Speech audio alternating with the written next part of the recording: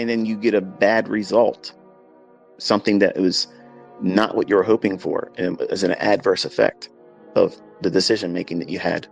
That's going to create or invite the opportunity for you to give yourself negative confirmations. You're going to give yourself reasons to solidify and immortalize that as a terrible experience. It was painful. It was embarrassing. You didn't do what you were supposed to do. One of the things that you're going to hear me say a lot in the videos, the boring parts that most people don't like to hear, is that you have to understand yourself, know yourself, and, or as it's said many ways, it's know thyself. And unfortunately, that's an endeavor that most of us don't want to do, but that's a very critical part of finding consistency. It's very hard for young men to encounter this, and they resist it. They want to hold the opportunity to blame someone else or something else as the outward interference to them succeeding, not them just simply not doing what's required or expected. And there's no shortcuts, and I don't sugarcoat it at all. And unfortunately, that turns off a lot of people because they want it right now, real quick and short to the point. And they discover, chasing other approaches or shorter methods that promise, profitability. They can't do it. They might have flash in the pan, one-hit wonders here and there, but that's not consistency. And my aim as a mentor is to teach you how to find your consistency, not mimic mine or try to keep up with other people on social media, but you're trying to find your own lane and stay in it. So the way you do that is understanding and determining, very painfully for most people, what your personal weaknesses are. And that's an ugly area in everyone's life that we want to try to pretend doesn't exist, because every one of us have a weakness. Every single one of us has a frailty, something that brings a reason for ruin. And I mentioned in I don't know if it was 2 spaces ago, where I covered, like, for young men, if their personal relationships are always plagued with drama and such, your trading's going to be very bad, because you're not being responsible in your relationship, and you're going to bring those same character flaws into a method of making money that requires discipline. You have to be like a machine. Like, you have to be so objective about what it is you're doing and understanding where you will mess up, what makes it or what invites recklessness in you. And as a young man, I didn't want to identify on any of those things initially, when I had many reasons to have that. Failed marriage, troubled upbringing, parents didn't want have anything to do with me. And I used all those things as a chip on my shoulder. And I wanted to have an instant gratification in the marketplace to replace that pain. And it doesn't work that way. And unfortunately, a lot of the sugar-coated shit that you see in this industry kind of caters to that. Hey, buy my course, buy my shit. I'll teach you how to trade in 2 months or 3 months, and you'll be able to make a lot of money and be part of the 1% crowd. And you find that that's not true, because they themselves haven't even mastered themselves. The teachers, the educators, but they put this mask on and hide it. I don't ever wear a mask like that. I literally come out here, and every time I talk to you, I'm talking from real world experience, embarrassments, failures, things I've done, blown accounts. I don't ever hide any of that stuff, because you all have to endure those types of things and figure out what it is that's going to cause you ruin, what is going to derail you. And before you can ever find winning consistency in your trades, you have to identify those character flaws. Many of you might be using alcohol. Many of you might be doing drugs, recreational or whatever you want to call it. That's going to have an impediment in your ability to be consistent, because you're changing the state of your focus, your lucidness. You're not going to be at optimal levels if you're doing things like that.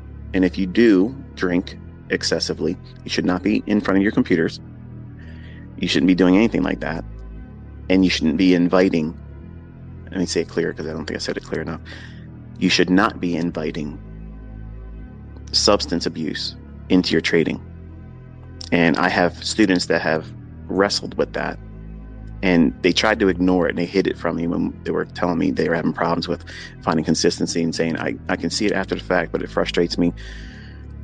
I can't do it then. And come to find out, they have been wrestling with alcoholism. And you can't ignore it. Like, that's a big elephant in the room. And maybe that doesn't fit you or your problem. And all of us have a problem. All of us have a kink in our armor that it may not be a big deal to anyone on the outside, but for us that have to deal with it, it's like a rock in your shoe. You can't run the fastest. You can't stand on good footing because it hurts. It's painful. And it's a distraction from whatever you're doing. So if that's an endeavor that you're fearful of, you need to get over that. Find out what it is that is a problem for you. It may be codependency. You may need to be with someone for, companionship. And if you don't have it, it makes you lonely. It makes you feel anxious. And it's going to do what? It's going to cause you to do things in the marketplace to replace that. Replacing those negative experiences, that fearful stuff. And unfortunately, there's not enough said about this in the trading space because, again, like I said many times before, it forces the viewer or reader, if it's a book, to take a personal assessment on themselves. And they're not going to like what they find. When you take personal inventory and you have to do an evaluation on yourself, where am I a problem? Where do I keep making problems for myself? Where do I invite drama? Where do I cause recklessness in decision making? Where am I impulsive? That type of thing. For the ladies, and I'm not trying to just beat up on the guys here, I know my wife is an impulsive buyer. Like, if I give her a credit card and she goes out to the store with a list of things, I say, okay, go get this and don't get anything else. Okay, well, what that means. I'm not getting everything on the list because she's seen something else that she wants to get, and it's better for us to have that. And then 20 other things. Oh, I saw this thing. Look at this. This was 40% off. Yeah, I could have saved the other 60% if you didn't buy that. Okay, that's a better deal. That's the better savings. Okay, but women generally tend to be impulsive as a spender, and that might be a problem, not for many, but it may be a problem for female traders that become impulsive about doing something beyond what they took out of the marketplace. And what do I mean by that? I have women that I've trained, and a few of them, Grazi, shout out to you. She's in our private mentorship, and I hate saying that. I wish I could have just paused myself there, because when I do this, it seems I got a tweet the other day. You're teasing us about your private mentorship, and then you say nobody can join. But I'm trying to wind that down. I don't do videos for them, and I'm actually doing all my teachings publicly now. So they're in this group with you, learning. So, but Grazi, she's in our forum, and she's just a dynamo. Like, I'm very proud of her. And what I'm about to say is not directed to her. And to be quite honest with you, I wouldn't even know if it was a case for her or not. I just know that she does very well, and she makes it public in our forum. She walks the walk, and no bragging, very, very consistent, and I'm just very, very proud as a mentor. And she's doing it with real money. So there you go. And all the other students love her too. So she's an Aussie, if I'm not mistaken. So shout out to the blokes down there that you got one from your homeland that's killing it in my mentorship, and she's a lady. But I have other ladies in my mentorship that get upset that they find a trade, they get something out of it, they profit, and then they beat themselves up by getting out too early because they second guessed it, and they become impulsive about going right back in one more time, and then being scared of the normal little retracement that may be just simply a return to a small little fair value gap on a lower time frame that they're not even aware of, because they're regretting getting out early. And this might be something that some of you men are actually encountering too, and finding yourself being impulsive. Like, I want to get that too. This was enough. And it doesn't make a difference that you bailed out. If you have to grow into understanding how to hold on to positions, and you're not going to do it right from the first trade. No one learns how to hold a trade to full target by being able to do it the first time. Like, it doesn't, that's like knowing it already, right? But unfortunately, our brains as human beings would like to convince ourselves that, we can do it in a shorter span of time. We can do it faster than someone else. And that's the cup of tea right now. Everybody wants to learn ICT stuff quicker, shorter to the point. And then I guarantee you, you're not going to get the results you're looking for. You're going to have to go right back through all this stuff I've told you to do. And that's where your consistency is going to be found and derived from. But if you're finding yourself being impulsive and trying to go back in to get a little bit more of the move that you didn't hold on for, that's showing you a character flaw. You're being impulsive. You're not being content with enough. Now, for those that have been following me for a long time, when you hear me or read many times in my tweets, I'll say, be content with enough. I'm reminding you that if you take something, that's better than a loss. And you engaged, you have experience now. And that impulsiveness that caused you to get out of the trade early because of either fear or anxiety, or just you just can't handle it, or you've had recently a string of bad trade ideas that didn't pan out. Your demo account just in drawdown, you want to build it back up a little bit, you want to just have a win. There's nothing wrong with that. There's nothing. It's actually one of the better things to do. Is as soon as you feel like you're feeling anxious after a losing streak, and you feel that tendency, I got to close it, I feel nervous, close it, and then watch the rest of it, and then log it like you took the whole trade, and then remind yourself that my idea panned out and I had to leave the position because I am growing in my trust. Now, notice that I said those words and not,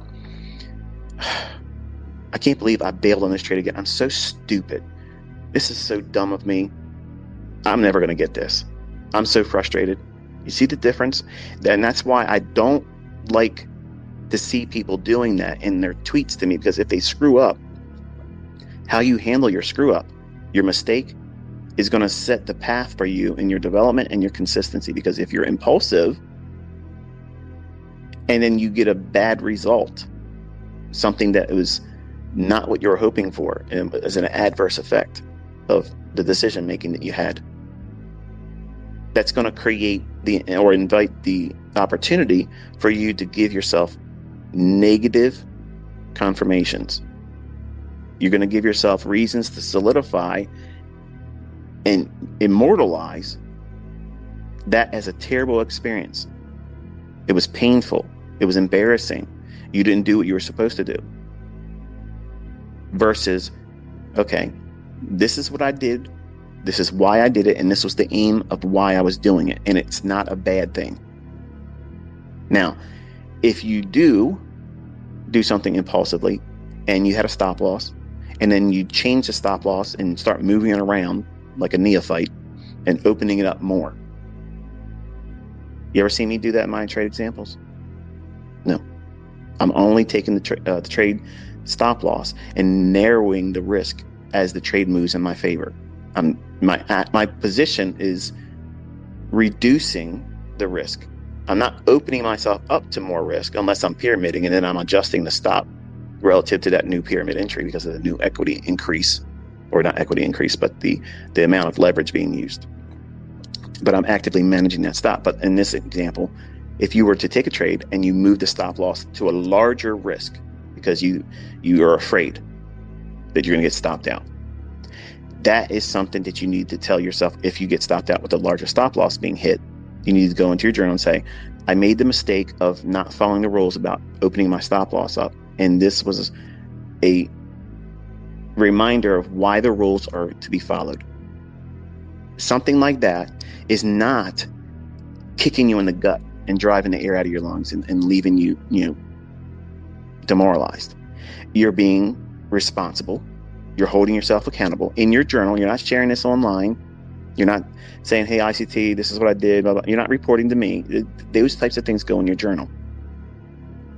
You're winning things and you're losing things. Those things are recorded for your benefit.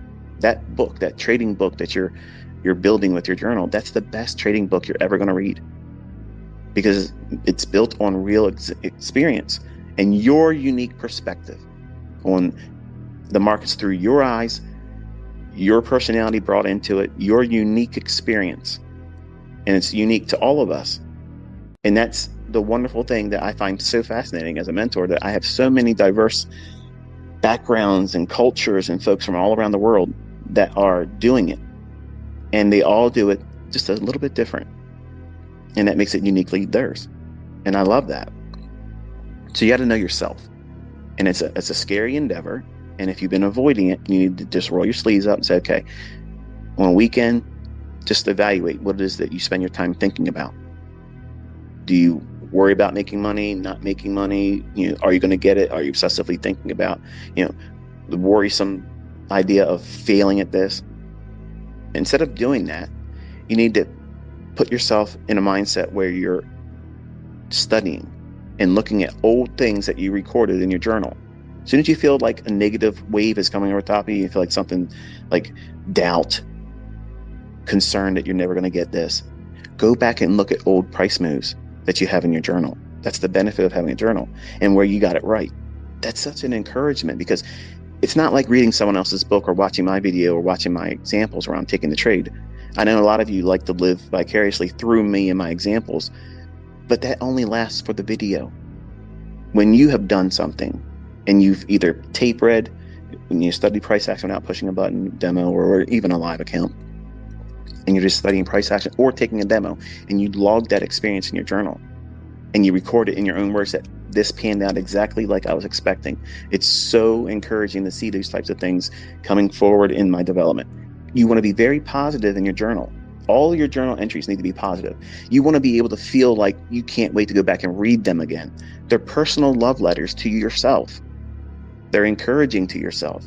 No one's going to encourage you like you want them to do. Even me. I'm not there when you push a button. And when you do the funded account challenges, or you get a big withdrawal and you got money coming in your hands for real, I can like your post, I can retweet it, but that stops moments after that. And you might see other people come in and be a flurry of other people liking it and saying, hey, way to go, I'll be with you soon. That's encouraging, but that only lasts for so long.